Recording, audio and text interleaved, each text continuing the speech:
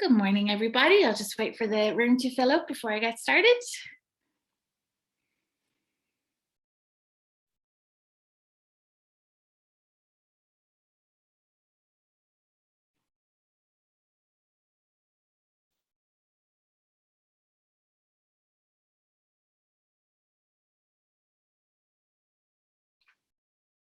You're all very welcome. I'm just waiting for a few more people in the room and then I'll do some housekeeping before the session.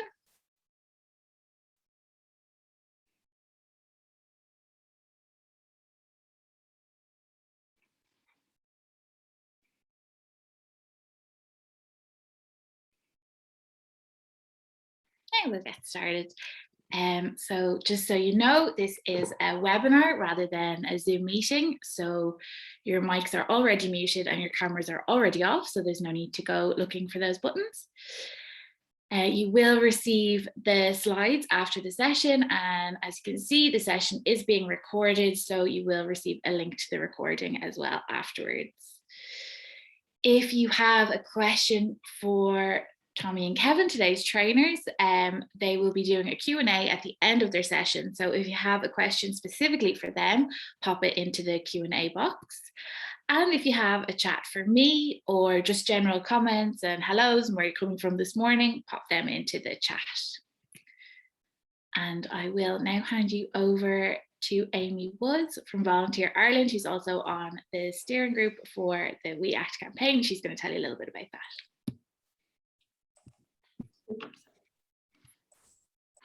Morning, everyone. Sorry, just tech difficulties as always there. I hope you're all well. Very welcome here this morning. As Claire said, my name is Amy Woods. I'm the acting CEO with Volunteer Ireland, and I'm also delighted to say that I'm a member of the steering group for this new, well, it doesn't feel that new anymore, but national collaborative campaign, which is really focused on telling the incredible stories of impact and value from within the charity, community, voluntary and social enterprise sector. So you may have heard this already, but it's my pleasure to unveil again that we have a brand new name for this brand new campaign, and it's called We Act. So you get a sense of what it's about from the name itself, but it's about championing the doers, those who take action, who make change happen, who build forward. We all know that this is something that defines our sector. We see a challenge, we find a solution. We see a need, we respond. We see a problem, we come together. We're not a sector of onlookers. We don't passively sit back and complain. We take action. We act in response to the good and the bad, and we provide vital services in areas like health and disability, but we also plant seeds in the community garden. We establish local sports club in the community. We act by fundraising, by volunteering, by tweeting. We act by being there, by delivering meals, by keeping people company, just having a chat. And I think it's safe to say we all have a new appreciation of the importance of that piece of connection and chatting and being with people and being together over the last kind of 18 months. So while all of you are out there, all of us are out there doing all of this and so much more every single day, it's not always the case that the general public and the media are aware of the work that goes in, the admin that goes in, the hours that go in, the teams behind it, the infrastructure, and the impact that all of it has on people's lives when it all comes together. And I guess in its simplest form, this campaign wants to change that. It wants to help make your story heard. It's vital for our sector, for our relationship with donors, funders, policymakers, media, and the people that live in our communities and use our services. We Act has been developed over the last year by a core steering group comprised of Boardmatch, Charities Institute Ireland, Disability Federation of Ireland, DOCUS, The Wheel, and Volunteer Ireland. It's supported and very gratefully made possible by funding from the RTÉ Just Comic Relief Fund, which is administered by the Community Foundation of Ireland. It's been crafted and refined and frankly bettered by all of your input over the last 6 months. And we really look forward to continuing working with you in that vein as it develops over the next few years. This is a long-term campaign we're talking about, so we're really still in the early stages. But we are getting very close to launch, which will happen on October 27th. And we'll be back in touch with you all shortly with our launch plans and with more detail on how you can get stuck in and support the rollout. But I guess one thing we just want to ask you before we start today is something we really need is imagery. We want to represent the sector as best as we possibly can, what it looks like, what it feels like, and the easiest way for us to do that is visually. So our ask today is, do you have photos of your organization in action? It could be of events, service delivery, simply photos of staff, volunteers, trustees, whatever it is, we'd love to see them and we'd love the chance to include them in our designs. We'll be using imagery for social media posts, for our website, for outdoor advertising, posters, backs of buses, the whole shebang, you name it, we'll be using it. So if you have a few shots you think could be suitable, please drop a line to either of my colleagues, Sarah or Claire, who you just met at the wheel, and they can share more info with you about what exactly we need. Claire's going to pop her and Sarah's email in the chat for you now, so you have it. So I guess just a little bit more about the campaign before we kick off, which is for us, what's really important is this is a campaign for the sector, by the sector, and it works best if we all come together to make it happen. It also works best if we can show the diversity and the breadth and the impact of the sector and everything that we do. So having your real life diverse images of your work included across all facets of our designs is really important. And like, we have such a great advantage in this sector in that we have these images, we have these stories, we actually have the real thing in abundance, which is what so many other sectors would kill for and set up all these like fake photo shoots to try and display. And we have that in real life. So do drop us a line.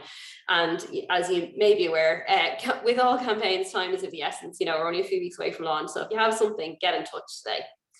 Back to today.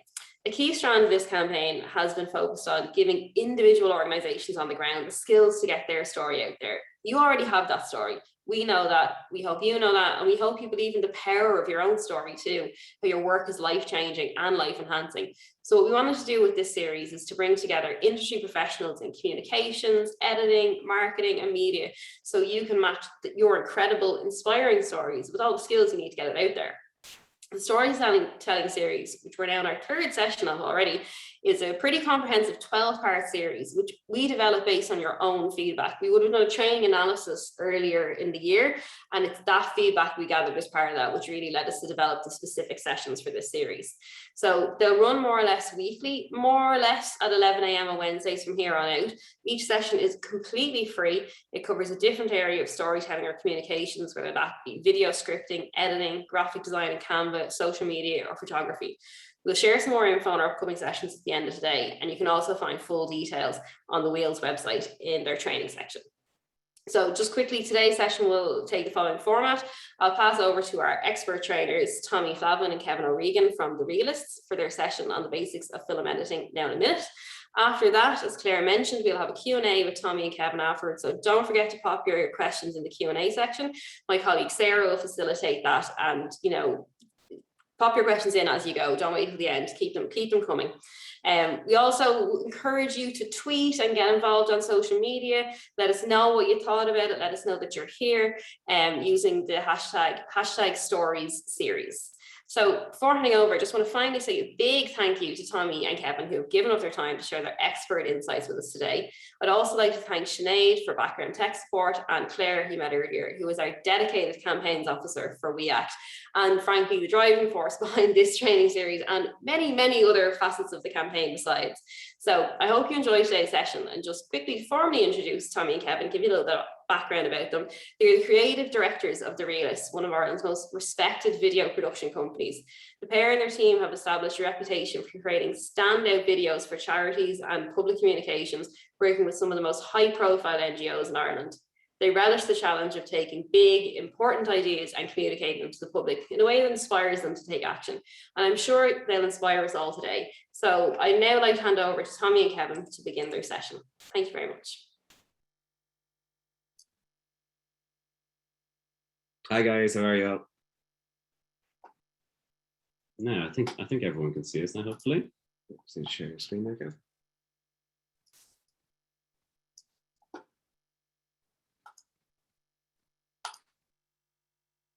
Now, hopefully you can all see that.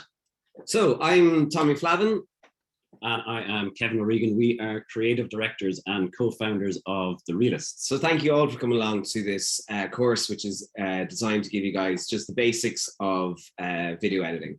So as Amy introduced there, we're a commercial video company. We work for all kinds of people around Ireland. But I suppose we have a lot of expertise, and a lot of our clients are very close to what you guys do. So that would be charities, NGOs, public bodies, governmental stuff, semi-states, campaigners, all of that kind of thing. So while we're spending today giving you guys sort of the basic rundown on how to start video editing, we'll also try and make it as relevant as possible to your sector. So we'll be covering good practice and principles for creating good video content. And we'll also be doing a live video editing demonstration with Kevin here. So our aim is that by the end of this course, in 1 hour's time, you will kind of have the basic knowledge and the confidence to start editing your own videos. So the good news for you is that I would have started out exactly where some of you are today, in that it was a point where I'd never edited a video. I actually studied classical music in college, would you believe? So I had to figure all this out for myself, completely self-taught video editor. So hopefully I can impart some of that wisdom on you today based on my experience. So throughout this talk, it's really important to remember that video is a creative medium.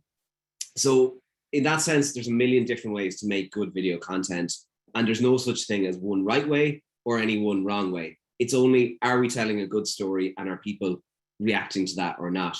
So with that in mind, I suppose I just want to say that we're telling you how we approach it, how the realists do things and what works for us. But you might, anyone who's at Jack's course yesterday, he might have a different set of guidelines for you guys.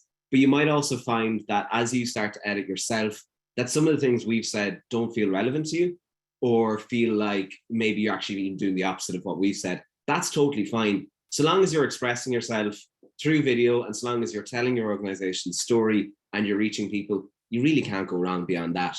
So I suppose what we want you to bear in mind is these aren't rules for video editing. They're more guidelines, and they're more what works for us. So before we kick off, we just wanted to show you a short video clip, which is our show reel of work we've done for charities, just to give you an idea again of who we are, what we've done, who we've worked for.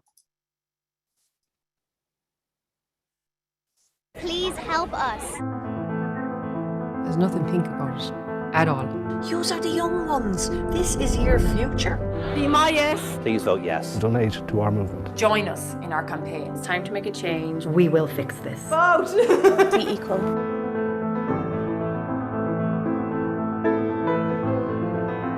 Pink isn't synonymous with the cancer journey that I have taken. It's that sea blue, that feeling of sometimes like you're drowning.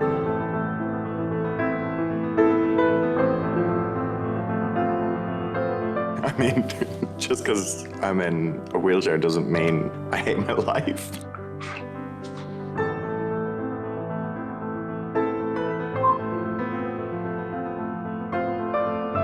Don't do things right. Do the right thing. I'm a big believer that any change that starts with me and it starts with us. The change that we can make is in this moment.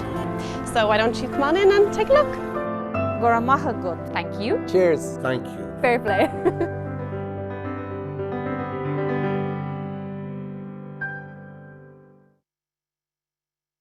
So hopefully you enjoyed that. And if you're kind of curious about any of the pieces you would have seen there, you can go to our website, therealists.com, and you can watch them all there individually.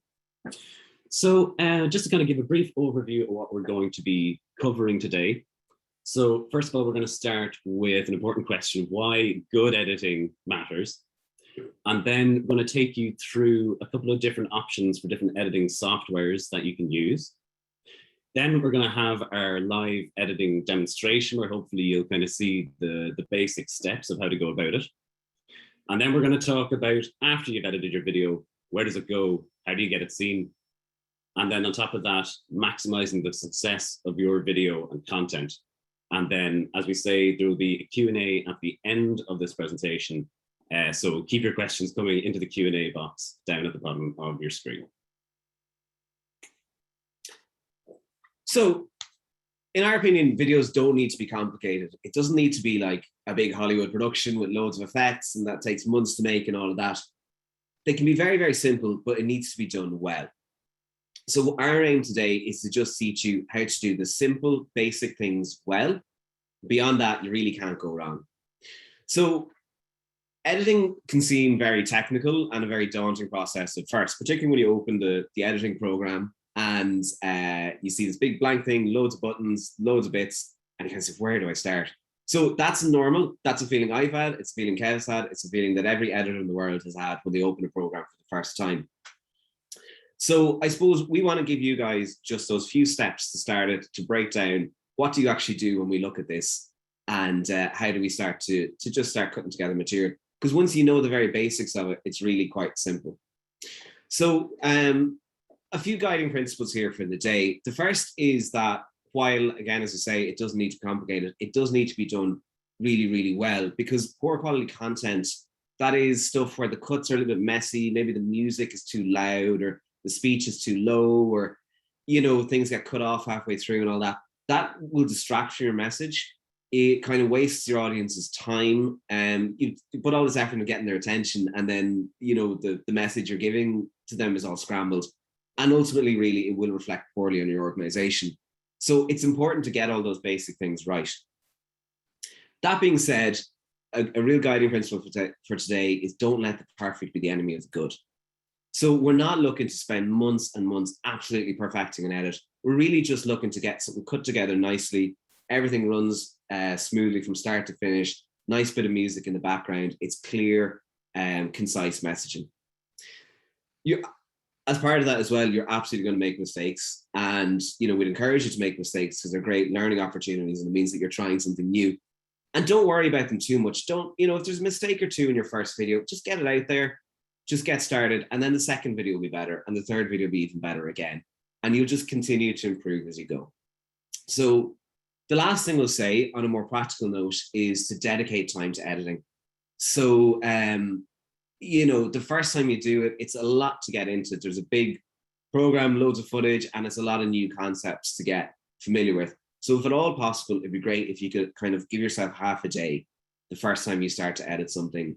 You know, turn off your phone, put away the emails, all of that, and really focus on this for half a day.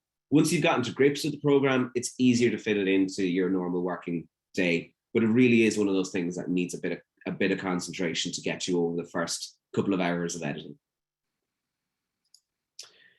So before you start, it's important to know what you're trying to achieve.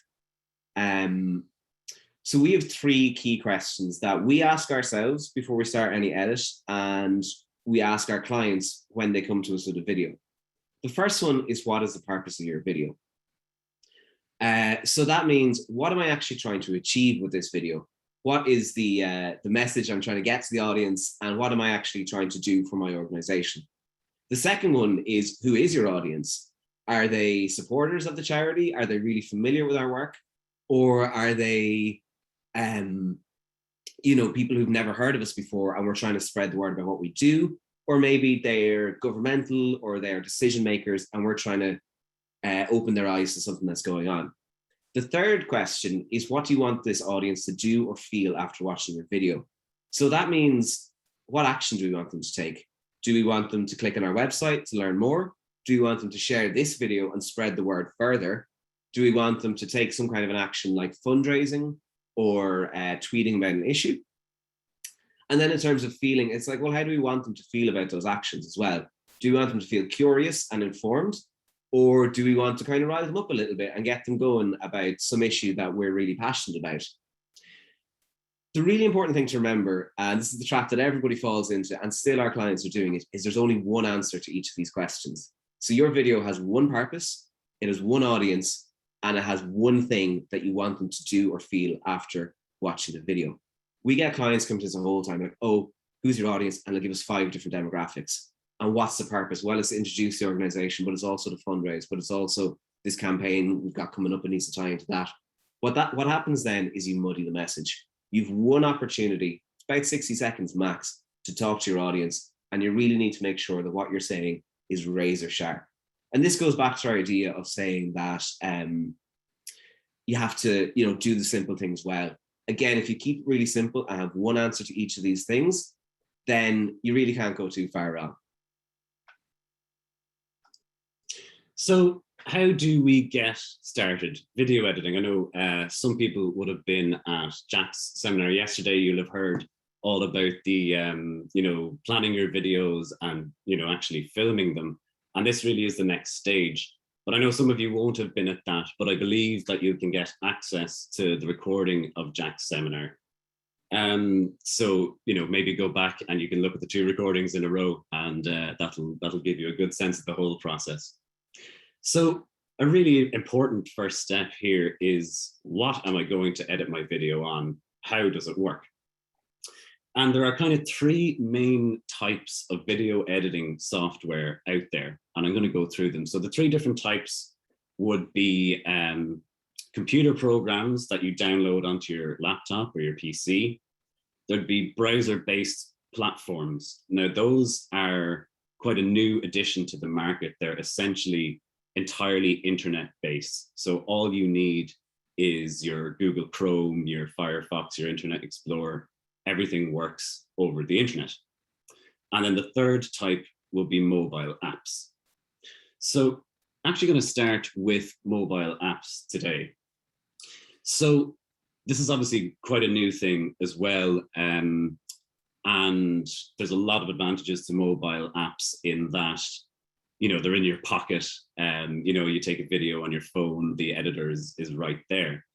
But for today, we're not going to go into it too much. Basically, mobile apps they're quite limited, basically, in terms of what you can do with them. They can be very handy for simple things like adding captions, you know, cutting out the start and the end of a video so it's neat. But essentially, if you want to make, say, a 30-second video with a few different elements, you might be kind of 3 hours at it. You don't want to be sitting there on your phone for 3 hours. It's going to run out of battery, you know, and it's going to be uncomfortable looking at that small screen. That said, mobile apps are probably the most exciting and fastest moving thing out there in the video editing world. So it's worth keeping an eye out, doing a bit of research every now and then, see what's new, basically, because they're only going to get more and more exciting as things go. But you do have plenty of other options on your phone. So the actual social media platforms that you use to post your videos, they all actually have editing features in them. So the likes of TikTok and Instagram, you can record video through those apps. And that's actually great because kind of those features are very easy to use, they're very user-friendly, and it's very, very fast. But YouTube and Vimeo also have editing features on those platforms. So you can upload something, you can top and tail it, you can add subtitles, that kind of thing. And then as well, just if you video something on your phone, you can just hit the edit button and there's a couple of bits you can do there. But in general, it's quite limited what you can do on your mobile devices. So the next thing I'm going to talk about are downloaded computer programs. So in general, these tend to be the kind of professional editing softwares are ones that you have to download and install on your computer. But there's kind of a lot of different types of ones as well. So for example, if you're using a Mac computer, you have iMovie, and that's great, it's already installed. It's very user-friendly, and there's a lot you can do with it. So you're lucky if you have a Mac for sure. Another program would be DaVinci Resolve. So this really is one where if you've got quite a bit of time to put into learning editing software, this could be quite good. It will take a while to get used to it, but the results is you can kind of make any video you'd like, you know, from a 30-second video to like a full movie. It's a very powerful program, and the free version is really excellent. It really has all the features you need. Another option would be Adobe Premiere Elements. So this is on the cheaper side of the professional programs, and it's very intuitive to use. I think you're talking about around €100 for a license, and that means that you can use it forever. You don't have to pay monthly or annually like you do with some of the other ones. And then there's two others there, Adobe Premiere Pro and Final Cut Pro. And they would be your kind of professional level editing software. So if you're going to be, I suppose, spending quite a bit of time doing video editing in your job, they'd be worth getting to grips with because they really have no limits to what you can do. But today we're going to be talking quite a bit about browser-based platforms. So as I said earlier, these entirely live on the internet, and there's a couple of really good advantages to using them. So first of all, you don't need a powerful computer because it's all through the internet. You upload your clips to the internet, you edit it on the internet. All you need is some decent Wi-Fi, essentially. So that's great. It's entirely cloud-based. So say if you wanted to, or say if you're probably working from home and working from the office a little bit, you don't need to carry the same computer in and out to be able to work on them. It's on the internet. So you can actually edit it on different devices, which is very, very useful. I suppose the main thing to talk about with editing programs in general, because you'll probably want to try out a few and see what suits you, see what makes sense to you. But the good news is a lot of them work the exact same. Some of them are more complex, but if you get down to it, brass tacks, and you'll see that now as we do our demo, they all work essentially the same. So what we would recommend in terms of a browser-based platform, and this is what we're going to actually do the demo on today, is called Kapwing. So the reason we're showing you this one is that out of all of the kind of options out there, it has a very excellent free version. So anyone can basically open this up and you have access to enough features to be able to make kind of most types of videos that you'd need completely free. It does have an upgraded version, which is also quite cheap at $17 a month. But to be honest, to get started, the free version is plenty. Be aware that when you do a bit of research into editing software out there, a lot of them will say they're free and they actually aren't. It's free until you try to export your video maybe, and then they have a big watermark on top of it from the software. So they will try trick you. So before you get started actually editing your video, there's a couple of things to keep in mind. So one is just to be well organized. So say you've gone and captured all your footage, you want to make sure that that's safe and organized. So you really want to have that in a clearly named folder that when you see it in 3 months' time, you're going to remember what it is, because sometimes, you know, you will forget. And we'd recommend using an external hard drive rather than saving that footage directly onto your computer.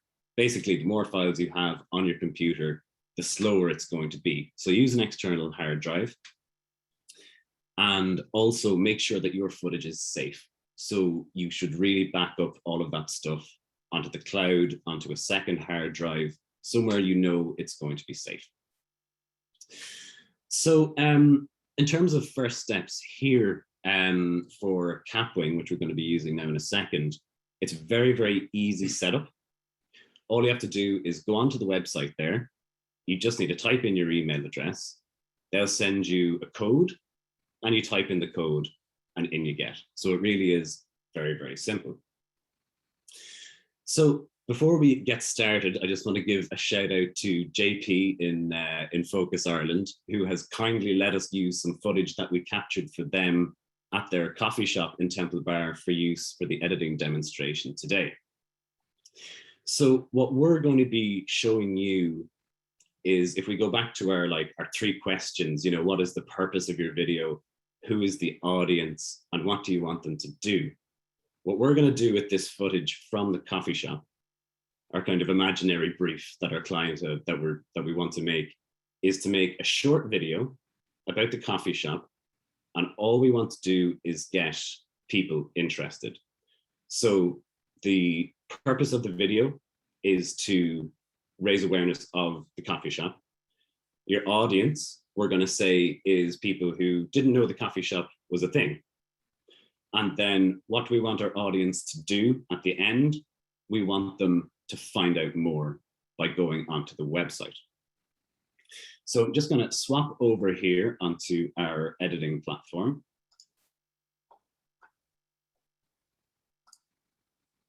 So I hope you can all see that. So when you sign in to Kapwing, you put in your email address, you get the code, and you type that in. This is where we land. So it looks pretty simple so far.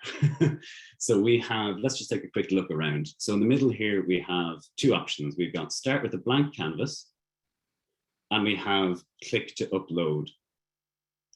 So we're going to start here. We're actually going to start with a blank canvas altogether. And we get a big white square. So the the first thing we're going to decide, if we look over on the right-hand side of the screen, hopefully you can see this, we've got a couple of options here. So the main one that we want to look at here for now is the output size. So this is the shape of your video. And there's basically kind of a couple of main different types. This is square. You've definitely seen square videos on social media and that's one option.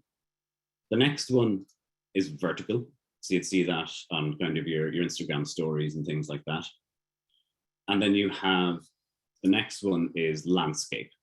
So this would be your more kind of traditional video aspect ratio.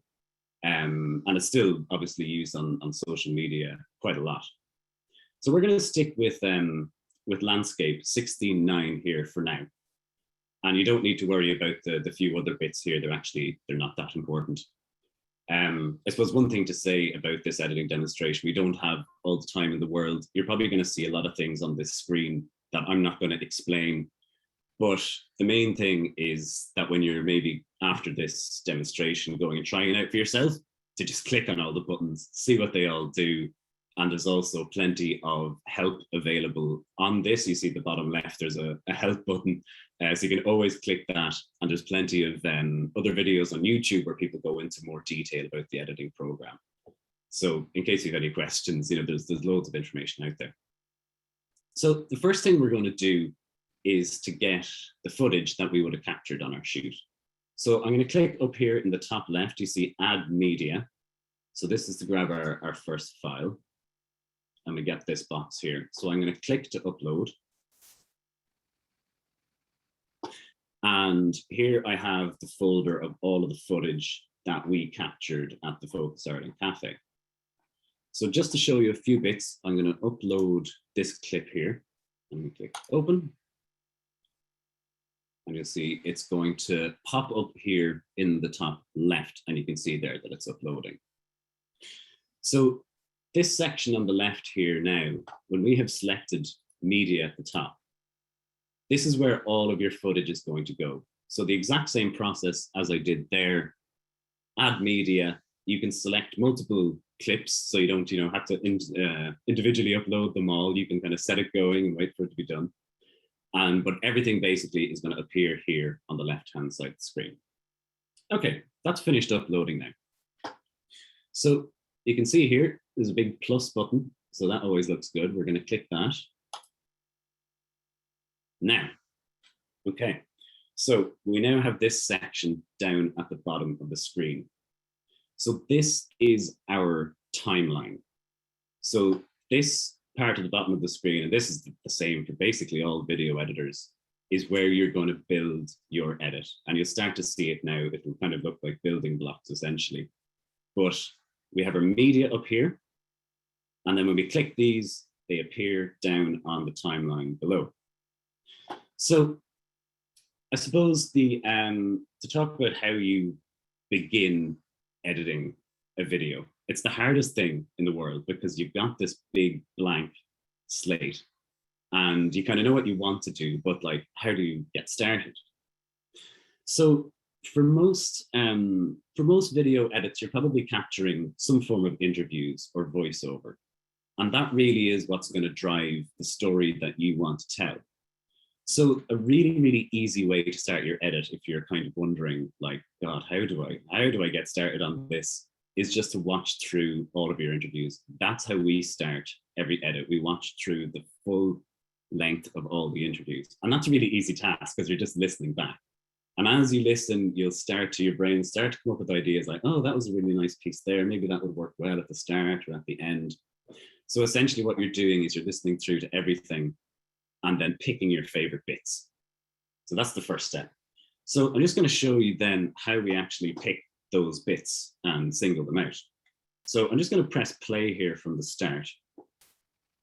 Camera rolling.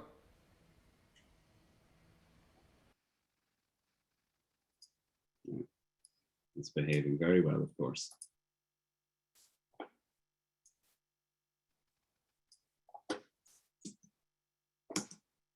Okay.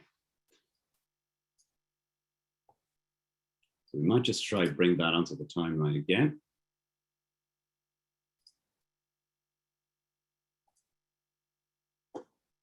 it behaves this time.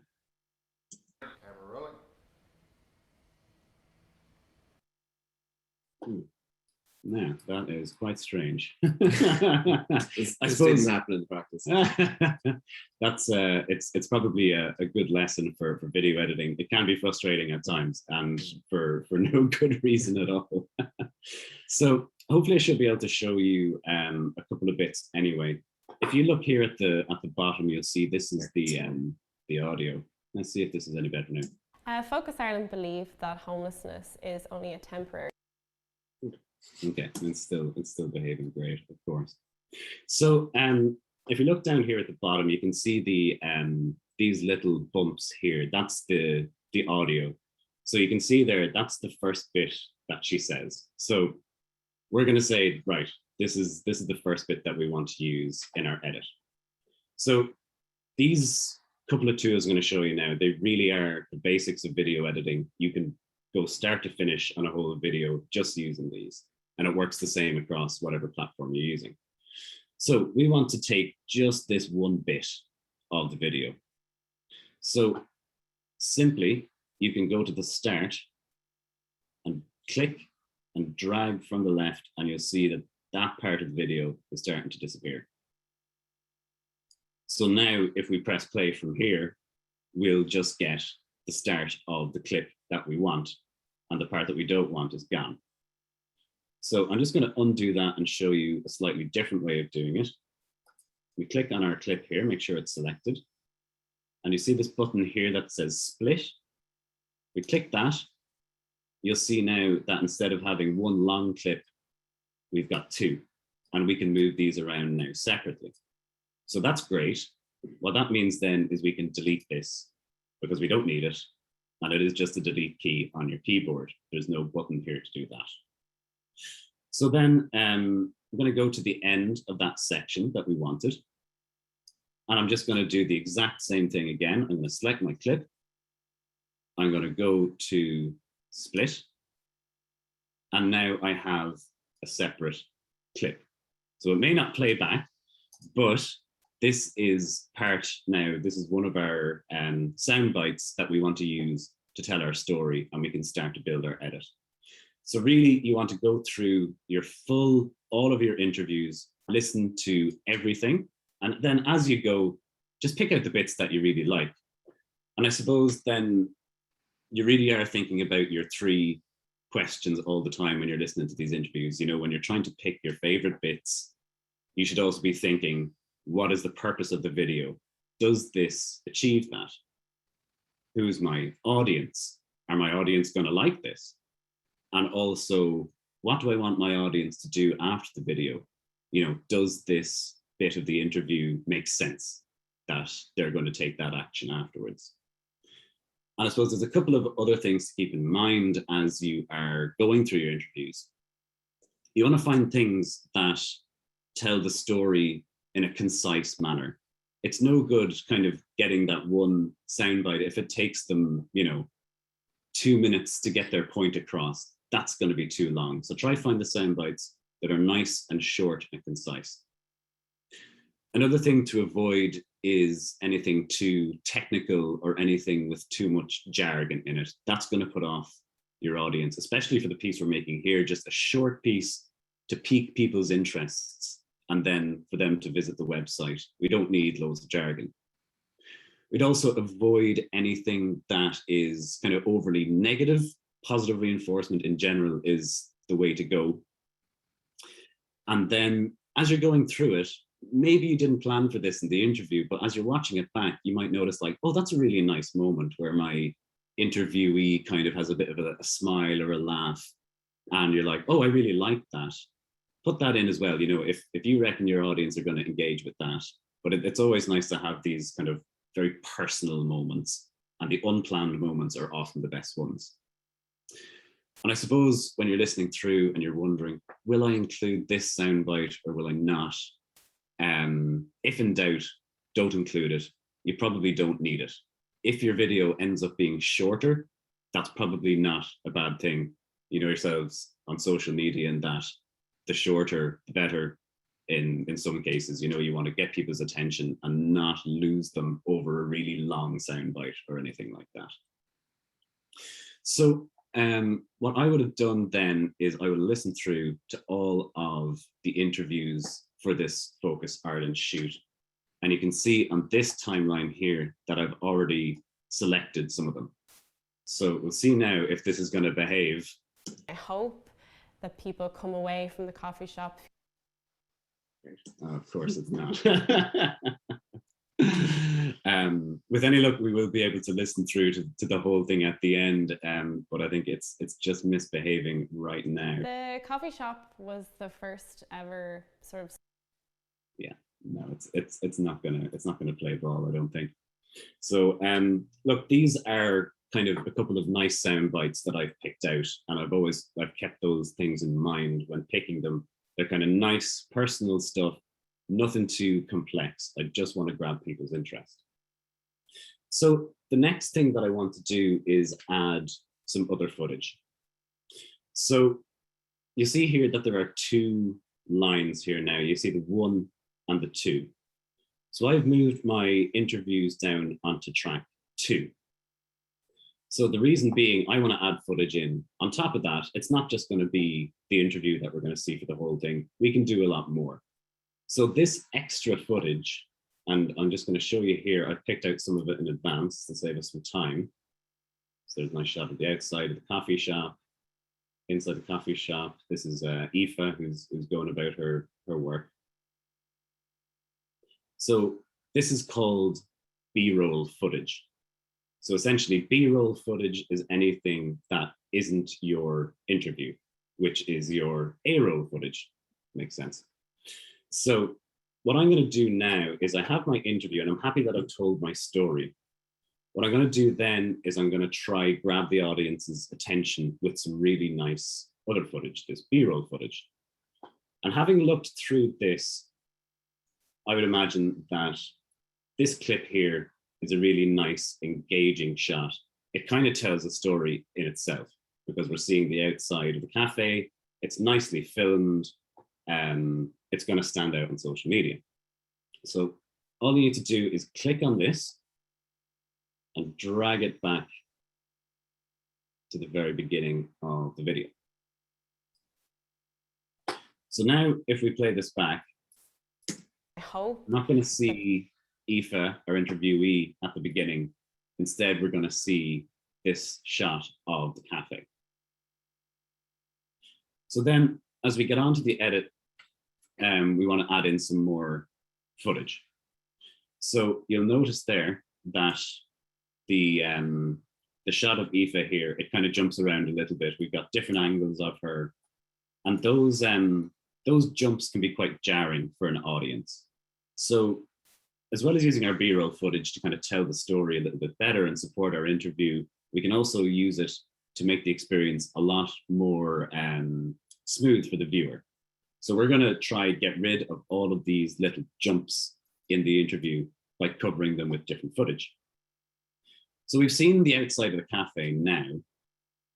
So the next thing, I don't want to show the outside of it again. I do have one more clip here. But to be honest, I think we've already seen that. We want to keep people interested. So I'm going to grab some of these clips now of Aoife going about her day-to-day work in the coffee shop. So I'm going to drag this back here, and you can see the split in the interview. I'm just going to drop it so that it covers it. So then we're not going to see that big jump. And then we can see Aoife again, or we could get another clip here, drag it back.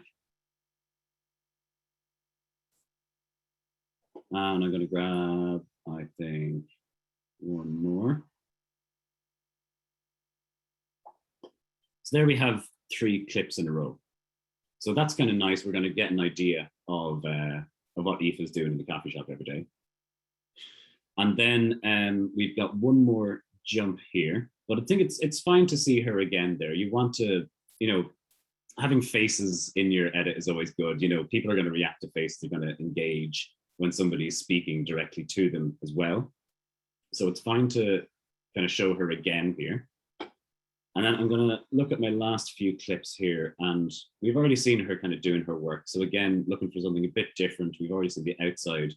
Okay, there's a nice shot. It's something new again. It's the sign. So, you know, this is going to be really nice. It's the, you know, the first thing that people see when they come in. So it's kind of a different shot again. So I'm going to drag this back and I'm going to cover over our very last gap here. So if we look at all of the splits here underneath, none of them are going to be seen. We will see the first shot, then we'll see Aoife, then we'll see some nice other footage. We'll see Aoife again. We'll see one more other shot, and then we're back to Aoife, but we're not going to have the camera jumping around during her interview. So that's now our story. It's a pity we can't watch it back right now, but I hope that I can show it to you right at the end. But there's a few other steps that I'd like to show you today. So the next thing that I'm going to do is add something at the end, because people need to know, how do they find out more? So that's really important. It's our call to action that goes at the end of the video. Most videos have something at the end, you know, for their audience. If they've lasted through it, they're clearly interested. So this is your chance now to give your audience something to do afterwards to find out more. So on Capwing, the easiest way to do this, so we want to put kind of a white background so it's nice and clear to read the text with the website on it. So we go to this tab on the side called Elements, and we go up to our shapes here, and we're going to make a square. So we're going to see that pop in two places. We're going to see it on the screen here, and we're also going to see it on our timeline down here. So the first thing I'm going to do is, I don't want a square to pop up in the middle of the interview. It's for the end. So I'm just going to click that and drag it until it is at the end of the video. There we go. Now, I don't want it to be a black square, because that's going to be a little bit strange. It's not going to look that nice. So we're going to go with a white square. So I'm just going to grab the corners here, click and drag. And I'm going to expand it right up to the top on all sides here.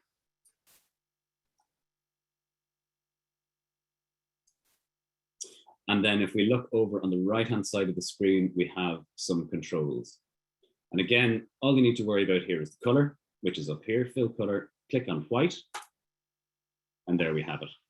So after Aoife's finished speaking here, we're going to get this white background popping up. So next thing is, we want to add a logo. We want to make sure that people know kind of exactly who this is. So I'm going to go back to my media here from before, and I've already uploaded the Focus Ireland logo. So I'm just going to click on that. And again, we see it in two places. One up here with the rest of the video, and down here with our footage. So I'm just going to make sure that this lines up. You can see there that they're a little bit out of sync. So the white and then the logo. So I'm going to line them up so they come up at the same time. Hopefully that's clear there. You can see the white line, when it gets them, they're both going to come at the same time. That's good. Now, it's clearly way too big. It's absolutely humongous and doesn't leave room for anything else. So if we look over again on the right, we have this zoom feature. So I'm just going to dial that way, way down. Okay, that's definitely a bit more manageable. So I'm just going to move this a little bit higher as well, to make room for a bit of text here, where we're going to put the website. So next thing, I'm going to go back over to the left-hand side. So all of these tabs really are your kind of sections of the editing software. And I'm going to click on text, and then very simply just add text. So there it is. And again, you can just click and drag here. That works the same for like all editing programs. Clicking and dragging is very much the name of the game. And just like most other programs, even Microsoft Word, double click to highlight everything. And I'm just going to say to find out more.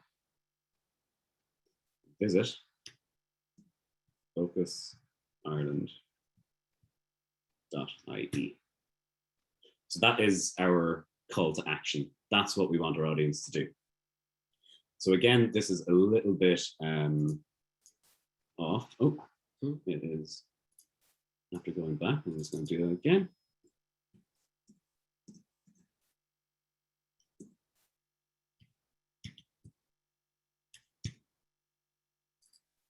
No, okay, hopefully that behaves itself. So let's go back to sample text. That is typical. Second there now. So I'm just gonna, I should be able to drag this into the center.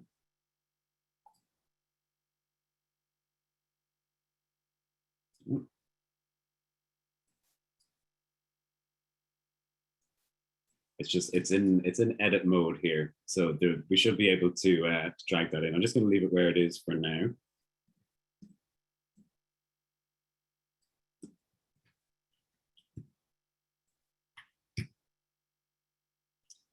So now we have our video. When it comes to an end, we have our logo and our text, which has gone back to sample again.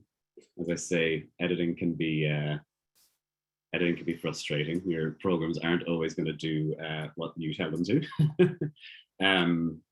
So I suppose the last element here that you'd have in most video edits would be some music. And the music is so important. It sets the tone for kind of that thing of what do you want your audience to feel. That is such a huge part of it. It really will support your interview content. So when we talk about adding music, there's a couple of different options. So I'm just going to go down here on the left again to the audio section. I'm going to click into that. We see here we have a few things. So if you already have music, brilliant. You can click here and upload it. But when you're choosing music, you have to be careful of a couple of things. You can't take something off YouTube, you know, you can't take an Ed Sheeran song and put it up on the internet and use it in your video. So in terms of getting music that is royalty free, which means that you don't have to pay any copyright to use it, there's a couple of different options. So here in Capwing on the left, you can see they actually have quite a lot of music here ready to go. This is all usable stuff. You have permission to use this in any video. They also have two links here. So you can click on either of these. It'll take you to websites where you can download music to use for free. So they're both really handy. There's other things out there, like YouTube has a content library of royalty-free music that you can use. And there's loads and loads of other websites if you're kind of running out of new music to use. So for today's one, I have uploaded my music already. So I'm going to go up to media here and we'll see it there. It looks different to the footage there. So again, I'm going to drag that down into my edit timeline at the bottom here. I'm going to put the music underneath so that it's kind of, that'll be the typical thing in most editing programs. The audio goes underneath. So let's just see if we can hear any. Hope that people come away from the coffee shop feeling.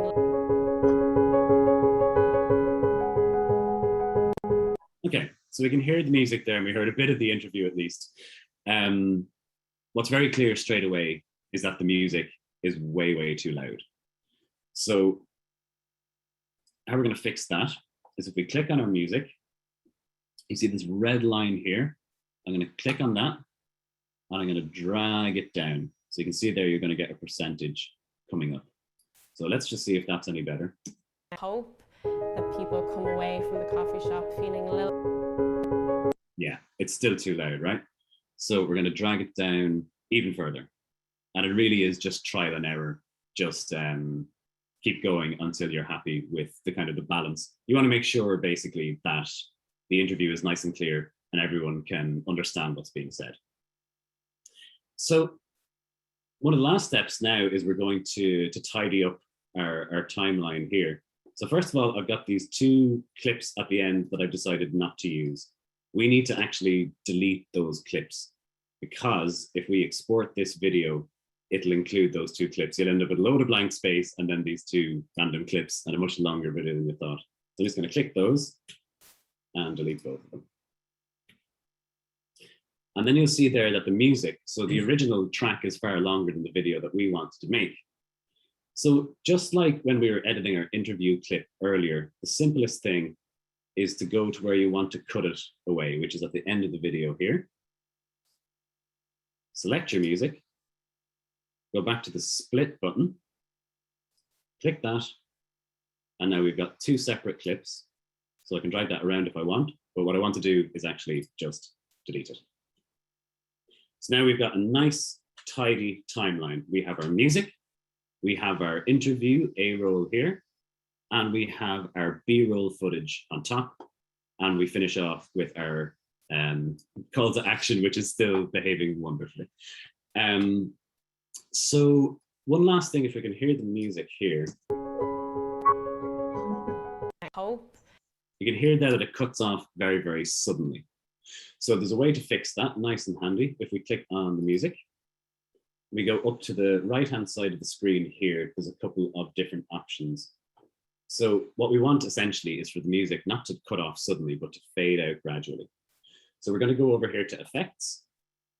We're going to click Fade. And we're going to apply to the outro. So the outro being the ending of the video. Click that. And then we're going to play it again and hear the difference.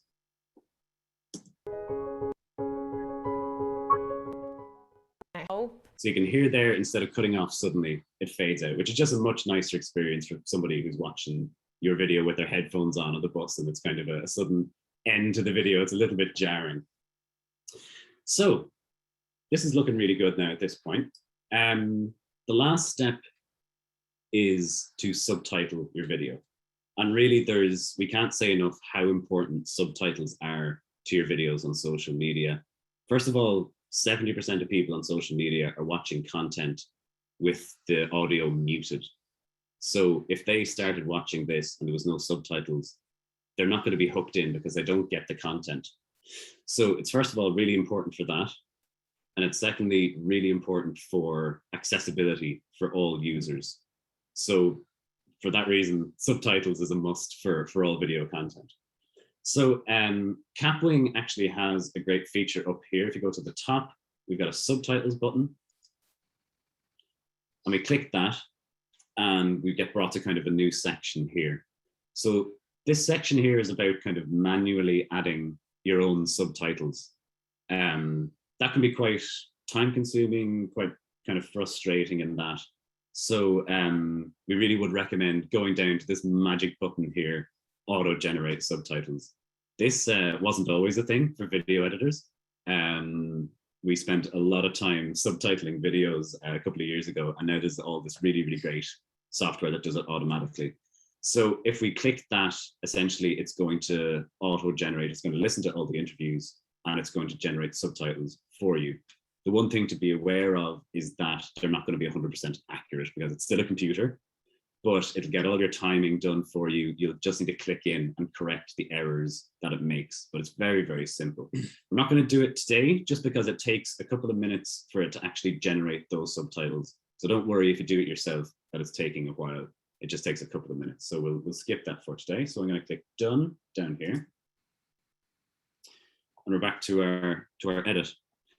So at this point, before you'd be doing your final export of your video to send it out to the world, the best thing to do is to watch it again. So definitely play it back at least once or twice and make sure that there's kind of no mistakes left in there and that you're completely happy with it. And we'd really recommend kind of showing it to different people as well. It's great to get different opinions. People will be, something that you don't spot. Somebody else, a colleague or a friend, will definitely kind of spot other things. So last step is this button up here, top right, export video. So this will take us to a new page here. And this is where I'm hoping we can actually watch it back and see the work that we've done. So this is going to take a short little while here. But here on the right, we'll see loads of different options. You know, you can copy the link to share that around to friends. If you want them to watch the final exported video, you can send it that way. If you watch it back here now in a second and realize you've forgotten something, you can still click the edit button and it'll take you back. But really, hopefully, if you're happy with everything, you'll be clicking the download button here, and then you're ready to start uploading it to different social media sites and that, all finished and ready to go. So we'll see now in a second if we can watch it back. That'll be super. With our sample text end frame. Okay. Great. I hope that people come away from the coffee shop feeling a little bit. Okay, so it's still misbehaving. I'm just going to see if I can download it and play it back here.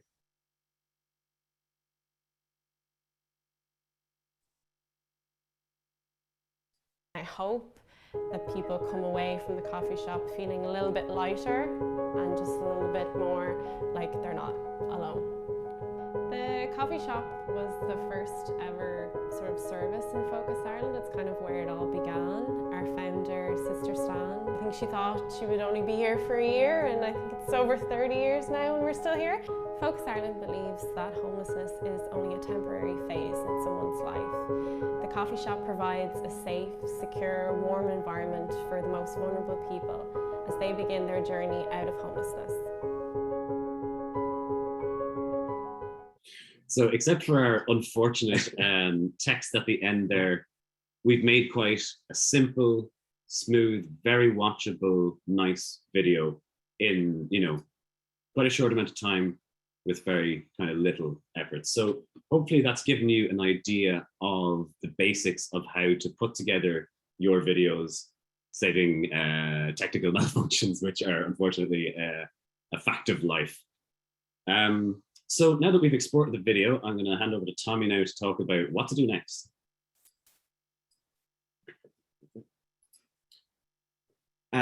So look, there you go. That's, I suppose, 30 minutes and a 30-second video cut together. So hopefully that's kind of giving you guys a kind of a quick idea of the basics. And you can see obviously it's the timeline and it's just about building it up and kind of chipping away at it. It is relatively simple once you get to grips with it. And those principles that we showed you there, they're almost exactly the same in every other editing program, from professional right down to free.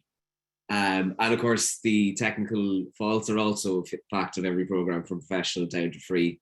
Most of our editors and the realists spend as much time dealing with those kind of technical issues as they do actually cutting, unfortunately.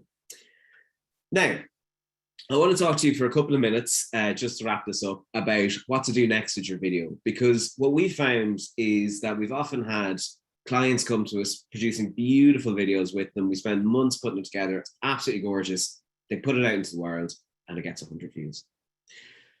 So it's actually more important to share your video well than it is to actually make a good video. And a good video won't actually automatically get more views than a bad video. So we want to kind of give you guys a couple of different tips and tricks of how to share and publish your video in such a way as to just give yourselves the best head start possible when it comes to getting as many eyes as possible on the video. Because a video is no use without views. So unless you're kind of putting as much effort, as much planning into how you share the video, it's really going to end up being ultimately a waste of time, to be honest.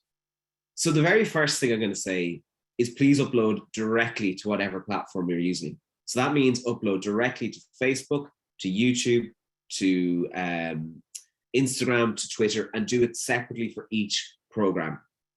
Don't share a link. Often we've seen people upload to YouTube, copy that link, and then paste it onto Twitter or Facebook or whatever.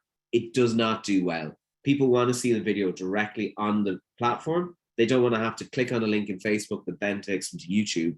And it's really important to bear in mind as well that on social feeds, they always prioritize video content first. So if you've uploaded a video directly to them, that's much more likely to be put in front of people's eyes than a shared link is.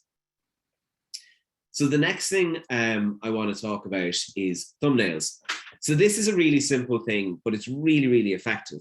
So you see on the left is the default. So sorry, A thumbnail is the little picture that you see before you click play on the video. If you go onto YouTube, you'll see everyone puts loads of effort into them. They give them nice titles. They do pick a nice screenshot, all the rest, to make it as attractive looking as possible.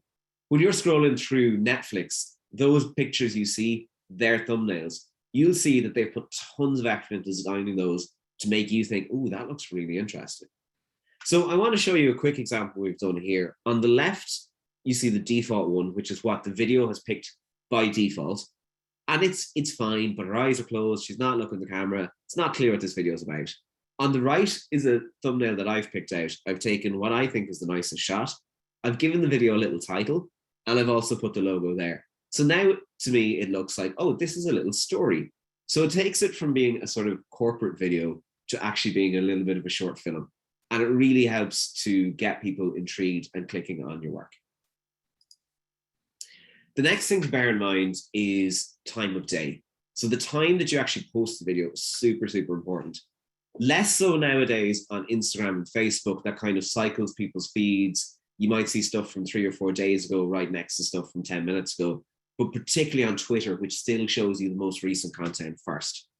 So with that in mind, I would say during the week, try post your video around lunchtime. And at the weekend, aim for the Sunday evening. And the reason behind that is to be thinking, well, what are my audience actually up to? So there's no point releasing it at 9 a.m. on Monday morning because your audience are flat out. They're stuck in traffic. They're rushing to work. They're in a meeting, whatever. There's also no point releasing it at 7 p.m. on a Friday because they're at home with their families or they're out in the pub or they're doing whatever. So you have to think of when are the times that people are actually on their phones. Lunchtime, of course, you're sitting there and you're eating your soup or whatever, you're scrolling through Facebook. Great time to hit people. At the weekend, Saturday, don't even think about it. People are out enjoying themselves. They're out with their friends, doing things. Sunday evening, however, we've got the washing on, we're sitting down, we're relaxing the last hour before we go to bed and get up Monday morning. You're on your phone. Great time to hit people. The other side of that is also be thinking, what else might my audience be doing now? So don't post at 3:30 on All Ireland Sunday. It'll get lost in a slew of content about something else. Don't post it during the Late Late Show because people are tweeting about the Late Late Show for the whole evening. The thing that can help you with this, though, is scheduled posts. So most platforms now will support scheduled posts, which means you don't have to go on a Sunday evening and upload it yourself. You can actually just do it during the week, schedule it for Sunday evening, and then it goes out automatically. Really helps you to plan out your content and kind of make sure that you haven't forgotten or missed the right time to do it. The next thing is coordinated sharing. So this is about getting everybody involved. So whether that's other people in your organization or whether that's people who are involved in the video or different other stakeholders, make sure they know that this video is about to come out and make sure that they're ready to hit share, retweet, comment, like, just do all the things to try get a bit of buzz going, try spread it out try spread the video, that is, as much as possible across people's social feeds. One thing I want to touch on very quickly is sponsored posts.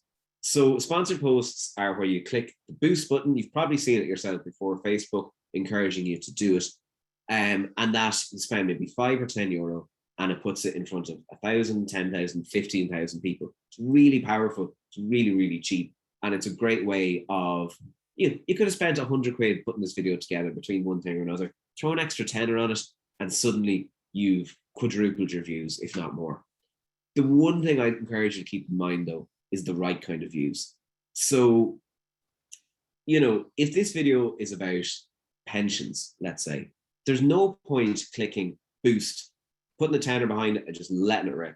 You have to look at who your audience is. There's no point spending money targeting 18 to 22-year-olds. Instead, you'd want to say, right, exactly who's my audience, and let me plug those exactly into the sponsored post settings, and then it'll only show to those people. So there's no point getting 10,000 views from people who really couldn't care less about your video. You might see it yourself in your feeds often. You'll see an ad coming up. You're like, what is this like? And it's of no use to you, and that's wasted their money. So just kind of bear that in mind when you're setting up your sponsored posts if you're doing it. The last thing to make sure that your video does as well as it can is just to check it once it goes out. So don't just post it, think, job done, let the views roll in.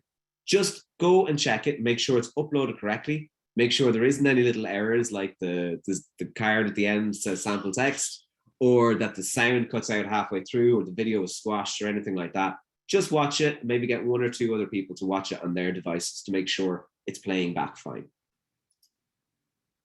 Now, once you've had your video out there for maybe a couple of days or a few weeks or whatever, it's really important to then analyze how it's done. This sounds all super nerdy and super involved. It's actually quite simple. So all the platforms give you loads and loads of engagement data. So what that really breaks down to is how many views did your video get? How long did people watch it for? And who are those people? So it's worth throwing an eye over that stuff, getting familiar with those kind of metrics and kind of making sure, right, did I get enough views? Did people watch all the way through? Or do I see after 5 seconds, they've just all stopped watching? And did the right kind of people watch this? Are they the audience that I actually want to appeal to? You can then take those learnings and you can apply them to the next video that you do. So you could say, right, you know what, this video appealed to did really, really well, but for some reason, only women aged 35 to 45 watched it. So the next video now, I need to make sure that it's appealing to maybe a slightly wider audience. Or maybe you go back and you look and say, well, why did it appeal to them and not to other demographics? You might also look at why did my views suddenly drop off? And you might go back and say, oh my God, there was an error in the video there and people stopped watching. Or that was actually a really boring piece of interview, so I shouldn't have put that in there. And it's not about analyzing what went wrong and beating yourself up. It's really about learning lessons and taking that forward to the next video that you make. It's also worth comparing that with other content that you've posted. So images, bits of text, links, whatever, see how they've done and just stack them up against each other. And then you kind of see, well, what do my audience prefer? Maybe my audience don't really like video and actually I should be really focusing more on imagery. It happens, you know? And if your viewing metrics aren't looking good, aside from the kind of tips that we've just given you there on how to, you know, show them the best of it, there's a few questions asked about why do people not watch it. The first is a boring opening. If the video takes 5 or 10 seconds to get going, it's lots of logos and stuff, people will generally turn off. If it's too similar to other content, so say it's a series of 5 videos and they all start with the same 2 opening shots, everyone might watch video 1, but then when they see video 2, 3, 4, or 5 coming up in their timeline, they'll say, oh, this is the same video I've already seen, and they won't bother watching it. The next thing, of course, is maybe it doesn't have subtitles. Again, 70% of people watch without audio, which means 70% of your audience need to be seeing subtitles. So if you don't have subtitles on your video, you've cut out 70% of your views. And then, of course, the final reason that people mightn't watch is, of course, because of a technical issue. So you've probably put in now a load of time and effort and maybe even money into creating a video. But that doesn't need to be the end of it. You know, you can post your video and then maybe 2 or 3 days later, the comments have stopped, the shares have stopped. You know, that doesn't need to be the case. So we can get around that life cycle of a video by using our content really smartly. So you can do lots of different things. The main thing would be getting shorter versions of your main video. So say if you've kind of made like a 1-minute video, maybe it's about your organization or about a particular issue, you can go back and make shorter videos about it. So you can take maybe the first 15 seconds of the video, if that works well on its own, and put that out. You can, you know, go back to your source of your interviews again, listen to them and maybe think, okay, I want to make a video that's maybe going to talk about one specific thing. So I'm going to go back to my interview content and actually add in some new stuff. So the main advantage, I suppose, of posting additional content is, well, first of all, to get your worth out of all the time and effort you went through actually capturing it and planning it and all that. You also then get to keep the conversation going longer on social media about that particular issue. So it's not just kind of a couple of days and then people forget about it. You know, you can be posting maybe once a week about it, maybe, you know, even twice a month with these short cut downs that remind people of it. And then another thing is that people might have seen your long video and they might have really liked it. And there might be like a particular part of it that they really loved and it really got to them. But they were super busy that day and they didn't have a chance to like go onto your website or to make a donation or whatever like that. if you make these cut downs, you know, these shorter videos that are a bit more targeted, they might see that again and be like, you know what, actually, yes, I meant to do this last time and I've got the time now and I'm going to do it. So it's a great thing to kind of remind people of issues or whatever your kind of goals are. So this can extend the life of, you know, it could turn a simple video into a campaign, and it can last for days, for weeks, for months. It really depends on what you're looking to achieve. And then another thing you can do is actually taking those cut downs, put them out before the main video. You know, if you have like a 10-second video clip of like something that's quite intriguing, then people might see that and be like, that's interesting. I'm going to keep an eye out. You know, you'll probably have your coming soon in the text as well. People are going to be like, right, I'm going to follow them on Facebook or Instagram now, and I want to see that when it comes out. So that can be kind of good for generating a bit of noise ahead of the release of a bigger video. And then it doesn't just have to be video. So, for example, there from our Focus Ireland example, what you could have done is just grabbed a photo from that interview with Aoife, put that out there, and say, you know, coming soon, you know, this video about the coffee shop. You can add text on top of stills, so you could have, again, like that photo of Aoife, and you can add text on top of it, which could be like a really strong quote from her interview. Again, that's going to hook people in, either to go visit the website, watch the longer video, that kind of thing. And then you can get into kind of more specifics, like put out an Instagram story, like a super short video with a link, TikToks, Instagram Reels, anything really, like whatever platforms you're using, go through those and develop, I suppose, short content to go out on those, so you're reaching as many people as possible.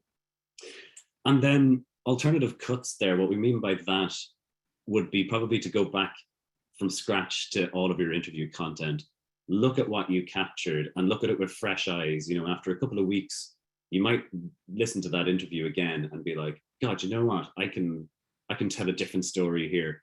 I can put out new content that's going to reach different audiences, that's going to, you know, fulfill a different purpose. And you don't need to go and film it all again. You've already got it there. You just need to edit it. And then a nice thing to be putting out as well is a bit of behind the scenes content. So more casual stuff, more kind of personal stuff. Maybe it's like photos from, you know, the making of our video. That can be really nice for the audience to see as well.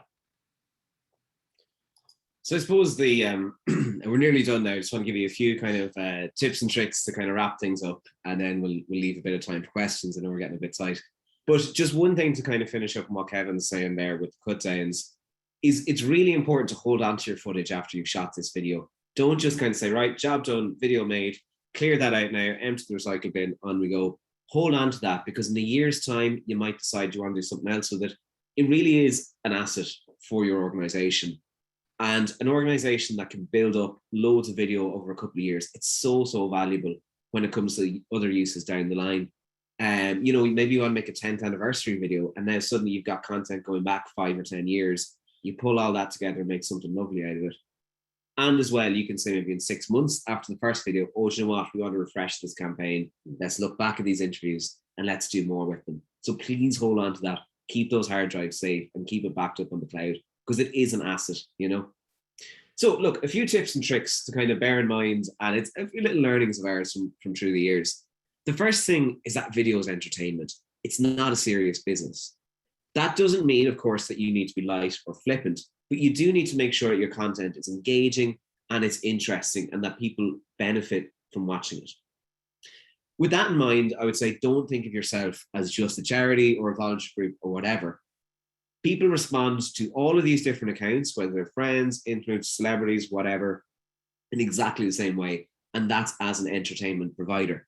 So people don't really care whether you're a charity or if you're not. They really just want to know, are you making good content? And am I enjoying myself? Even if it is very serious, am I getting something out of watching this? So the golden rule from the very beginning of the process, when you're thinking about what to make, through to shooting, editing, and even posting, is what does the viewer get from this? Not to say, what will this do for me and my organization? What does the viewer get from this? What story am I telling them? What new thing am I teaching them? What feeling am I giving them? All has to be for their benefit. They're not getting paid to go on and scroll through Twitter. They're doing it as a break from their day, and it's something that they enjoy doing. So you really have to make sure this content is something that's enjoyable for them. Finally, and maybe this makes that part a little bit easier, is have fun with it. You know, express yourself. It's an expressive, creative medium. People really know and respond to times when you are saying what you mean, you're expressing yourself, and you're enjoying it, enjoying what you're putting out there. People will really respond to that very, very well. And of course, the last thing, and I'll say it again and again and again, subtitles. It's just an easy win for yourself. It's a bit of a dose getting it set up, but going forward, it's such an easy win. So after you've made your first video, assuming that you haven't done it before, you're going to want to be thinking, right, what next? You know, do you keep doing the same thing over and over again? Or, you know, how can I get better results? So as Tommy was saying about analyzing the results of your video in terms of, you know, how far are people watching into the video? Are they liking it? Are they commenting? Are they sharing? You really need to look at that and think, right, what could I be doing differently? And what you'll find after you've put out a couple of videos that you've edited, at one point, one of them is going to be really, really good. You know, you're going to see a spike in comments and shares and likes, and you're going to be, you know, on cloud nine. And that's one that you need to kind of go back to that edit and think, right, what did I do here? You know, they clearly like this. What did I do right? And then on the other side of things, you're probably going to have a video that's going to do really badly and you're going to be disappointed at the time. But don't worry, that's just as valuable, because you can look back on that video and say, God, maybe, you know what, I did have a really boring introduction here. Or, you know, I made some sort of technical error in that. And you learn just as much from the badly performing videos. So definitely keep an eye on how those videos are doing and make changes based on that. Then in terms of, you know, there's lots of other people doing this, of course, you know, local charities, national charities, international charities. Keep an eye on what they're doing, follow them on their social media, keep an eye on their content. Doesn't mean that you have to copy them, because you, of course, have your own individual voice, but it can sometimes give you a bit of inspiration of what you could do, or maybe of what you shouldn't do. You know, they can do things wrong. So we would always recommend to kind of have a folder on Facebook, Instagram, YouTube, all the platforms where you can save content. So all of those platforms have a button where you can save content. And I'm pretty sure you can name your folders. You can have stuff I like and stuff I don't like. And I would save them both equally. And then when you're trying to think of your next video, what you're going to do, go back to that folder and start there. And then it's not limited to charities and organizations. You know, there's plenty of big brands out there. You probably see lots of content from them already. If they're big and successful, what they're doing is working, and they're doing the exact same thing as you. They're trying to reach their audience. So you might be making the same kind of content, but look at the little tips and tricks that they do. You know, what are they doing with their calls to action? What, you know, what's the first shot that they're using in their ads? Good content is good content. And then the last thing is, unfortunately, just to practice. You know, your first video, you're probably going to find it hard to edit. It's probably going to take you a little while, but, you know, don't be perfectionists. Get that first one out there and go on to the next one. The more you do it, you're going to just get better. That's how it works. There's bound to be some mistakes and frustrations and that, but it's guaranteed that you will absolutely get much, much better. So listen, that's mostly it from us today. Thank you so much for coming on. Thanks for your time. We really hope it was useful and that this has kind of given you some of the tools to get started, even though we maybe weren't watching back our edit in real time. I hope that by the end of it, you saw why all those steps kind of made sense in the final version of it. So look, don't be a stranger. I know these seminars are quite strange. We'd like this to be a two-way conversation. So please, there's our email address. Use it. Get in touch with us if you have questions about Capwing, anything we've spoken about today. Please get in touch. We're more than happy to chat. We love, obviously, time's run on. We obviously clearly love to talk. So please do email us about anything at all. We obviously don't just do editing. Our motto is we do everything. So if you have questions about anything to do with video, just drop us an email. We'd love to give you advice, whether it's technical or whether it's like, listen, I'm thinking about doing this campaign. What do you think of this? What do you think of that? We never charge for consultations. As I say, we really love what we do. We really love working with your sector. So we're happy to just chat away. Now, the last thing, Saika, is obviously there's loads of info in here. We've kind of gone through it very, very quickly. This will be sent out as a recording. So you feel free to pause, rewind, play back Kevin's tutorial, get into all the detail, and hopefully that'll help you get to grips with some of the more complex stuff we've talked about here. Great stuff. So I think we're going to hand over to Sarah then, and we might have time for a couple of questions, I think. Yes, fantastic. Thank you both so much, Kevin and Tommy. That was absolutely incredible. It was so clear and easy to actually understand and connect with. Even I feel like I could go way off now and make videos and edit them. So that's saying something. So we don't have loads of time left, but thankfully, as you were going along, you were answering a huge amount of the questions. So that makes my job easier. So we're going to do some rapid fire questions, just stuff that I think you didn't cover. And you can correct me if I'm wrong or just go over it again. So a couple of things on subtitles, and I know you said at the end there, you know, they're so important. Somebody's saying that some platforms automatically add subtitles in on top of it, and then you end up basically with double subtitles because you've added them in yourself. Do you have any advice on which platforms do that, or just how to avoid that as a complete duplication of work?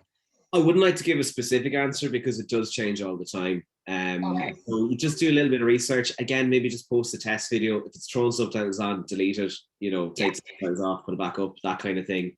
Perfect. There's also options to turn that auto subtitling on and off. So our preference would be to turn the auto subtitling off and subtitle yourself, particularly with Irish accents. They don't always pick up what's being said correctly. And if it's slightly wrong, it could change the meaning of the whole video. So we'd say just do it yourself and turn off the auto option. Okay, that's great. And for the doing it yourself option, doing it in Capwing there, someone was just asking, is it on a black background or can you change that just for readability? Yeah, no, there's loads and loads of design options. So you can, you know, use your own font, you can have a black background, you can put an outline around the text, make it bigger, smaller, move it around the screen. Okay, great. You do have loads and loads of tools there. Perfect, that's brilliant. In terms of using Capwing there, a few people just asking kind of specifics of, can you save it and return it to it another day, or like how temperamental is it? Does it auto save as you go along, or should you be very, you know, saving every single thing that you're doing? How does it work? That's another big advantage of using it as browser based. It auto saves the whole time. It's all backed up onto the cloud. So even if your laptop, you forgot to plug it in and it dies in the middle of it, it'll always save. You won't lose any work. And yeah, so it's really handy that way. Okay, that's fantastic. Can you add photos or stills into Capwing as well? Yeah.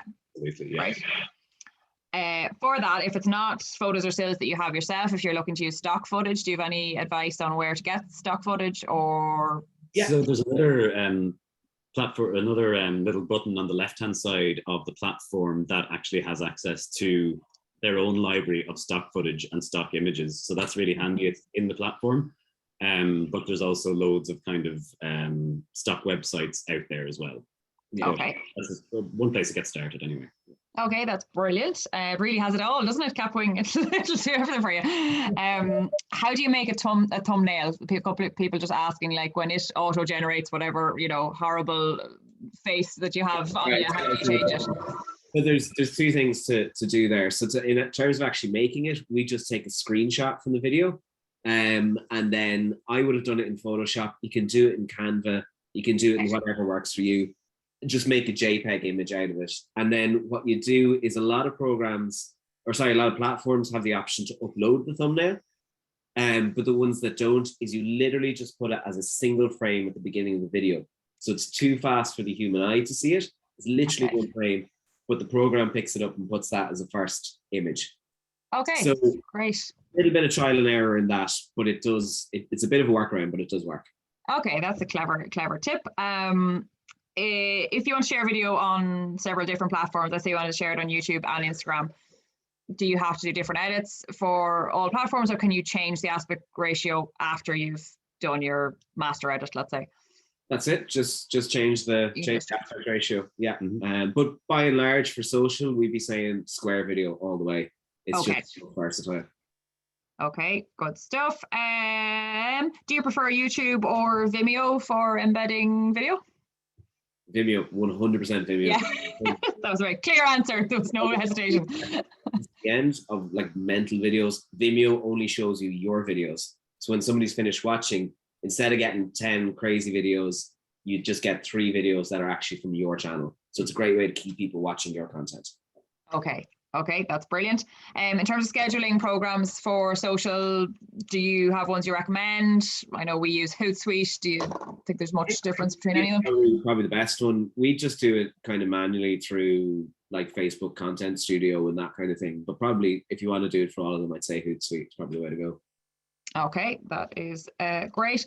Lots of people were asking, in addition to today's fantastic overview, if you want to do other online courses that go into a bit more detail, either on, on different, people are talking about Premiere Pro and a few different programs. Do you have any advice on ones? It might be something maybe we could follow up on if you don't know off the top of your head.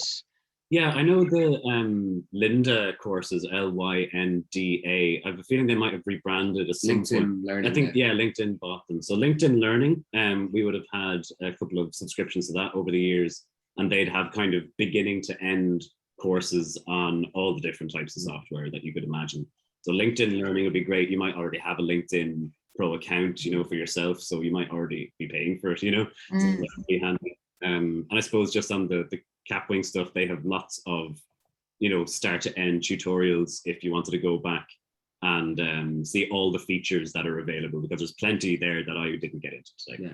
And also just honestly, there's crazy amounts of content on YouTube. Any issue you've ever had, somebody's already had it 5 or 10 times and made videos about it. So costs you nothing. It's the best way to start. If you want to get into that kind of detail that you'd almost be able to get a degree in it, then LinkedIn is the way to go, Okay, that is brilliant. So there's lots out there already. People have already struggled with the same problems, and everyone was very relieved to see you struggling there, Kevin, just so you know, with, with the software as well. Great. We are out of time, so we're going to leave it there for today, but an absolutely massive thanks to you both. It was fantastic. As we've said many times, but I'll say it again, we'll be circulating the recording and the slides from today, later on today, so you'll be able to watch it back because you packed an awful lot into that session. Yeah. You are very, very welcome. It was our pleasure. I'm just going to give a plug for our sessions coming up. So next week we have Getting Confident on Social Media. The week after that, we are looking at easy graphic design with Canva. So we were just touched on Canva there, and we touched on it yesterday as well. So you can get up to speed on that. The 20th of October, then we have how to be a spokesperson for your organization. Obviously very important for all of us. The 10th of November, how to take great photos on your phone. And it's, the great thing now about phones, you don't really need to have the fancy camera anymore. Our phones are so good that we can use them for really good quality stuff. 17th of November, we have a very special panel, The Art of Contemporary Storytelling, which will be hosted by our MC, Louise Bruton. We have some special guests on with her talking about storytelling and all the special components that go into it. And then the 24th of November, finally, we have a session on engagement strategy for Facebook and Instagram. So how to think really, really clever about how you're boosting posts, how you're looking at advertising, all of that stuff. And that's with Jean O'Brien. So we hope that you will join us. You can sign up to all of them for free at wheel.ie/training. And I'll give my final plug is just if you have photos that you'd like included in our national designs for WeAct, we would love to have them. We'd love to include them so that we can show that real breadth and diversity of the sector in that really real way. So send them on to myself or Claire. I am Sarah M at wheel.ie. And that's it for today. So thank you, everyone. Have a lovely afternoon. Bye-bye. Thank you, guys.